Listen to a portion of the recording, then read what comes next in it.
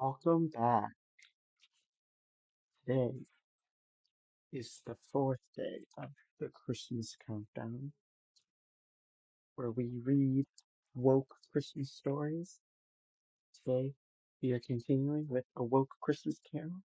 We are going, and this is part four, the last, but in no way least, of the spiritual facilitators. Also, sorry, I don't have more art this time, so we're using the other one again. I wish I had art for this one, it'd be really cool. But anyway. The phantom slowly, gravely, silently approached. When it came near him, Scrooge bent down upon his knee, for in the very air through which the spirit moved, the wraiths seemed to scatter gloom and mystery, for which, of course, we can only blame our own fears and insecurities, which we habitually project onto the unknown. The spirit was dressed in all black, scuffed black boots, black leather jacket, baggy black shorts, torn stockings, with an occasional glint from the studs, chains, hoops, and buckles that adorned the spectre's clothing and various bodily parts. Beneath a haystack of bleached and ratted hair, a gaunt, expressionless face was visible, highlighted garishly in mascara and black lipstick. But the spirit shambled slowly and somewhat absent-mindedly towards him. Scrooge could not make out the phantom's gender. Not that such an important variable would be any reflection on his or her skills or authority. When they stepped beside Scrooge, his or her mysterious presence and the smile of tobacco and stale beer filled the man with a solemn dread. I am the presence of the ghosts of Christmas yet to come. The spirit answered not, but coughed, scratched, and pointed onward with a hand. You are about to show me the shadows of things that will happen in the time before us? Pursued Scrooge. Is that so, spirit? The spirit looked at him without emotion, then gave him the quick combination of a shrug, a nod, and a sneer, which Scrooge took to mean assent. Ghost of the future! He exclaimed. I fear you more than any other, because I'm a bit of a control freak, and dread the idea of looking into the unknown. I felt that I was making real progress with the last spirit, before he became incoherent. Some real growth was happening there. But I know your purpose is to instruct me in the truth, so I play myself in your hands. Lead on. They walked but made no apparent progress along the misty ground. Instead, the city seemed to swing up around them and encompass them to its own end. The buildings and byways were familiar to Scrooge immediately. Up ahead in the cold street were a man and a woman, whom Scrooge recognized as reporters to whom he had often leaked damaging stories about his competitors and other enemies. I don't know what he died of, said the first reporter. All I know is he's dead. It must have been a stake through the heart, joked her companion. That is, if they could find his heart. The first reporter sighed, emitting an icy cloud. He's causing me grief even in the grave. He couldn't have picked a worse time to die. If there was a wrench in the expose I was wrapping up on his Central American land holdings. Now I won't be able to confront him with anything on camera. Talk, talk to some of the organizers of the farmers' revolt down there, suggested her companion. You'll get some good video. They're probably dancing in the streets right now. The reporters laughed at that idea and walked on. Scrooge turned to the spirit and asked, who did they mean, Spirit? What man were they talking about? Who did they mean, Spirit? What man were they talking about? The phantom made no reply, but coughed and pointed onward. Scrooge's figure trembled from head to foot as he thought of his nephew's warm, friendly living room. I'll tell you this at the outset, he informed the spirit. I'm not very good with this whole death concept. Farther down the street, Scrooge and his malnourished guide walked up on two men emerging from an office, putting on their overcoats and fastening their scarves against the cold. From the section of town, one could assume their profession most likely was the law. One man told the other, without a will, eh? That's gonna be some catfight. It'll be years in probate, was the reply. The creditors are one thing, but with an estate that size, those ex-wives will not give up easily. They should watch what they ask for, replied the first. Any stake in that little empire is going to be worth a lot less once the legal fees come due. Well, look at it this way, chortled the second. He might have avoided paying for our services while alive, but our fair share of his money was bound to come due eventually. The laughing barristers proceeded down the street, their steps growing over lighter as they contemplated the great bounty of billable hours. Scrooge was shaken by their callousness. I hate to watch a legal mind busy at its ravening work, he told the spirit. Parasites, one and all. I might have ruined a few companies and careers in my time, but I never charged a fee for it or pretended I was providing a service.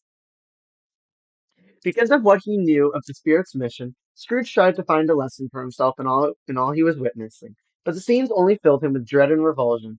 The relentless silence of the ghostly visitor did not help to soothe him. Who is this dead man? He asked. Is there nothing but cynicism and avarice attached to his demise? Can you not show me something constructive that came of this lost life, or someone for whom his presence and passing have mattered? The spirit looked at him solemnly, and gave him the quick shrug and nod and sneer as before. They pointed around a corner, and Scrooge proceeded as indicated through the chilly murk. Turning the bend, they found themselves in a wholly new part of town, heading toward a nondescript building whose outsized dimensions were well illuminated with spotlights. Scrooge and his spiritual facilitator drifted past a crowd of patient, shivering people in a line outside the building and melted their way through the cement walls. When they emerged on the other side, they found themselves in the wings of a television studio, filled with a live audience. Scrooge recognized it as the set of one of those daytime tabloid talk shows that exploited cheap titillation and personal failures for prestigious ratings. The moderator of the show roamed the audience with a microphone, while her guest for the broadcast sat in the chair on stage. And you can share with us what happened after that? Asked the moderator. Well, the lack of money in the house always caused tension between my parents, explained the guest, and all their concerns about my health added to the bad atmosphere there. It was only years before my correct diagnosis was revealed, and by that time so much damage had been done to my family that it almost fell apart. And tell us, what was your diagnosis? I have acute psycho-environmental allergies, he said bravely, which means that all the people, all the places, all the objects that make up my surrounding can, without warning, make my anxiety level go sky high, and at times give me severe headaches and even a mild rash. And you blame your father's employer for all this? Yes, he worked my father to the bone, and I provided such shabby health coverage that I went improperly diagnosed for many years. The host asked, what was your reaction to the recent news of that man's death? The guest sighed. Relief. I felt justice had been served. Then I felt incredible guilt and anger for my feelings of relief. This man had somehow wormed his way into my mind and wouldn't let go. For all the damage he'd done in my life, it still hadn't relented when he was gone. That's why I wrote my book to purge myself of his influence and make friends with myself again. All right, we have to take a break," said the host. "The book is called My Oppressor, Myself. We'll be back for more time with Tamal Cratchit right after this." The audience burst into applause on cue, the sound of which caused Scrooge to jump. He stared incredulously at the man on stage. He certainly looked like Bob Cratchit's son, although no longer diminutive at all. To Scrooge he looked hale and hearty, in spite of his pious and pitiable expression. What is this all about? He demanded of the spirit. How could Timor's fate be tied to mine? I'd never seen him before last night, and I expressed concern then, even though he merely looked like a regular rambunctious boy to me. I thought you were here to see my welfare. Why have you shown me this? What am I to do with this whiny revelation? The spirit looked at him puzzledly, as if a bit nonplussed at this reaction. It appeared that getting the message through to this mortal would be a bigger challenge than anticipated. The spectre paused, apparently weighing its next move, then pointed onward, as they had so often before. They passed through the wall of the studio and were suddenly at the gates of a cemetery, where the snow whistled through the twisty weeds that choked the unkept grounds. The spirit stood among the graves, coughing and pointing down to one headstone. Scrooge was disoriented and shivering. His pulse began to race as he sensed his journey with the phantom was drawing to a disturbing close. Why have we come here? He asked. I already told you, I don't deal with these kinds of things well. The spirit again pointed at the stone, beckoning the man to read it. I know, intellectually, that this is all part of the great cycle of life, Scrooge exclaimed. but I have a real problem with it emotionally, and you, Spirit, have become a very depressing companion. All these cheap theatrics aren't doing me much good at all. Ask me anything else, but please don't make me read the stone. The spirit was immovable as ever. Scrooge crept forward trembling as he went. He pushed aside the weeds and read the stone of the neglected grave, upon which was carved his own name, Ebenezer Scrooge. No, spirit, no, he cried. No, you've gone too far. The other spirits worked my emotions over well enough. Now you come along to intimidate me with all these scenarios and alleged conversations, only to bring me here to confront me with my own mortality. I've never heard of such flagrant entrapment. Scrooge angrily dusted the snow from his hands and began to rise to his feet. You and your pals ought to look at yourselves in the mirror before coming around to improve other people's characters. All this manipulation, all this sordid play acting, on top of all the insults and indignities that have been heaped on me tonight. You decide to show me that I may die? Well, forget it. Enough is enough. I reject it, and I reject you. The spirit's eyes were wide with amazement. This was indeed the, this was indeed a first in their sepulchral experience. A man confronted his own inevitable demise, who attests that for himself it is merely an option. Take me back to that TV show, said Scrooge, and I'll show that little crybaby Chimo something. I'll show him the presence of owning a business and employing subversion ingrates like his father. Scrooge approached the spirit menacingly.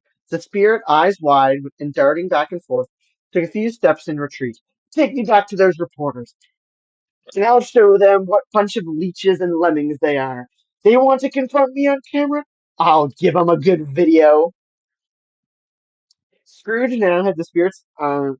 Scrooge now had the spirit's arm and was holding fast, while the phantom, at a total loss, began struggling to get away. Take me to them all! I'll tell them bunch of whiners where to get off. They expect the business owner to have all the answers and solve all their problems. Then they despise him for their own helplessness. They don't know what I go through. I deserve better treatment than this. And as they wrestled, Scrooge saw the spirit go through a transformation. The hair shrank, the body went limp, and Scrooge found himself wrestling with an oversized arrangement of dried flowers. And that's all we have for today. And we will get to the final part of A Woke Christmas Carol tomorrow.